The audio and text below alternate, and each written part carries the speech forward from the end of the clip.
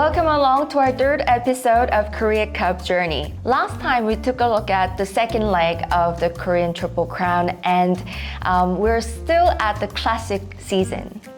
Yeah, and this coming Sunday at Seoul Racecourse, it is the final three-year-old classic of the season in Korea, the Ministers' Cup. And for the first time in a long time, we actually have a Triple Crown on the line. Right, for about 9 years and on, this is going to be the first time we are seeing after Power Blade, and that's going to be Oasis Blue. Of course, it's the classic season around the world as well, so across the world we have been seeing a lot of the other classic races as well. Yeah, well, it's the Tokyo Yushin in Japan a couple of Sundays back. But last weekend, the USA wrapped up its Triple Crown season, while in the UK, it was the oldest classic of them all last Saturday. Ooh, Mr. British talking about the oldest classic race. Is it the Epsom Derby? Well, yeah, it is the Epsom Derby, which is the oldest original derby, the one on which they're all based on. The most prestigious one you talked about.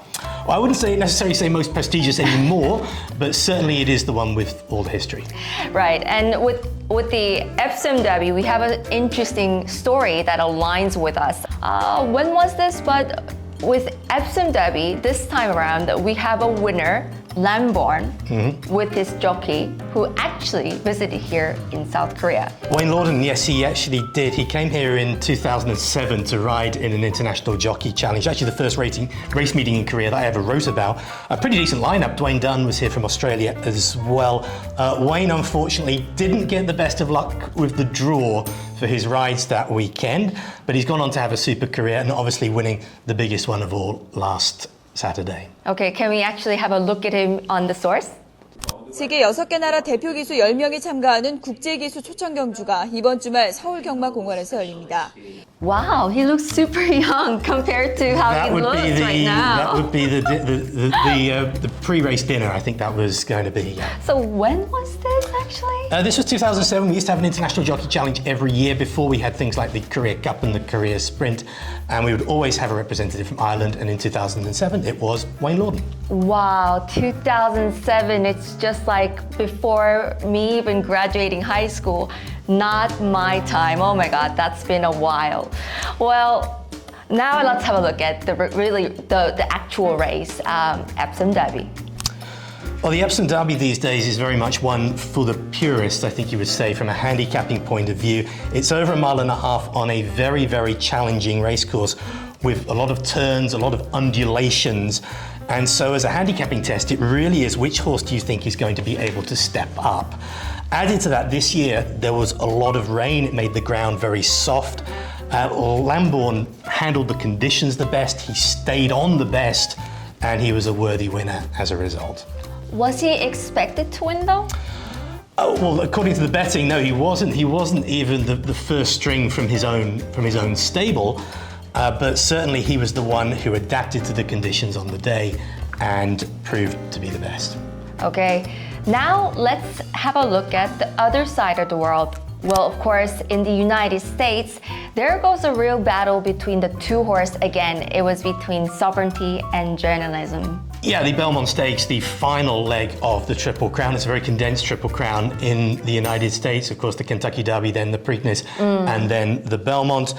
Of course, sovereignty and journalism, they clashed in the first one, right. Not in the second one, but they did again in the final leg. Well, can we actually have a look at the race, Belmont Stakes? Well, Sovereignty has certainly proved himself to be the best three-year-old by some margin with that performance in the Belmont. He obviously didn't go in the Preakness, and it's really pointless speculating about what he might have done there. Would we have a Triple Crown winner at this point? Who knows? I do think overall, though, it is a very strong crop of three-year-olds in the United States this year, as well as journalism. You've got the likes of Baeza, Rodriguez, so there should be some very interesting matchups later on in the season. Well, do you think also it's the distance that was a little bit different this time around? Well, I mean, the distance is the same for all of the horses, obviously. I mean, right. Obviously the Belmont a little bit shorter this year being at Saratoga. But certainly on that evidence, you'd say Sovereignty was a worthy winner and would have been perhaps at any distance. But had he actually run the Preakness, then would he have been the Triple Crown getter? Impossible to say, because that's not what happened. And really, I think it's pointless speculating, but obviously people will. And who knows, certainly he's proven himself to be the best three-year-old this year. And maybe just by looking at the winners in the previous 3-year-old classic races from America and looking at the Korean market, maybe some of these racehorses are worthy of standing as Korean stallion in the future. Maybe in the distant future that might be the case. Obviously, these horses who are winning these races have assured themselves of a stud career in the United States, but who knows what could happen a few years down the line. That was me giving you, the market stakes holders, a little hint for the Korean market. Alistair, what's up with you in this whole color of which? Well, I wear this colour pretty much every week, so not a hugely special occasion for me, but obviously we do have the Ministers' Cup, the final leg of the Korean Triple Crown. The first two legs, 1,600 metres, 1,800 metres, we go up to 2,000 metres, and Oasis Blue is potentially set to sweep the crown. Right, we are all set up in blue in hoping that Oasis Blue finally might actually be the Triple Crown worthy of a racehorse here from South Korea after lengthy 10 years. So that just about counts down to how many years I've been here actually at KRA, because Powerblade, our previous Triple Crown winner, just became Triple Crown winner when I just entered KRA. So it's really fascinating for me to see this. And let's have a look at our previous reference to this race, which is going to be coming up, Ministers' Cup. It's the Korean Derby. In the Derby, 2.5 lengths back to Oasis Red, starting to try to run on down the outer will be Yongbi Peiwang as well, but with 300 to go, it is Eclipse the King.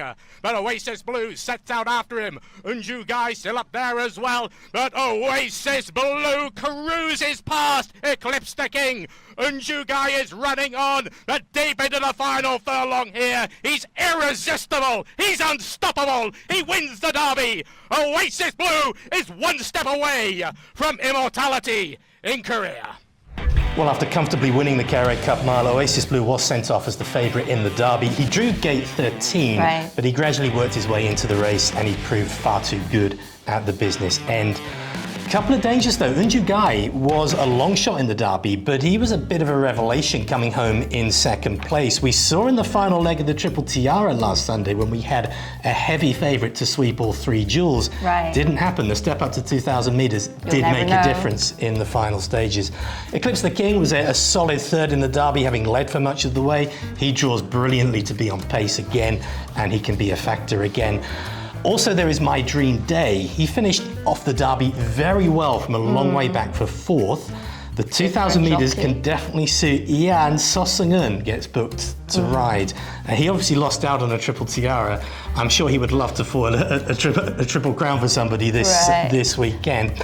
Also, don't rule out the stablemate of Oasis Blue, Oasis Red, fifth in the Derby.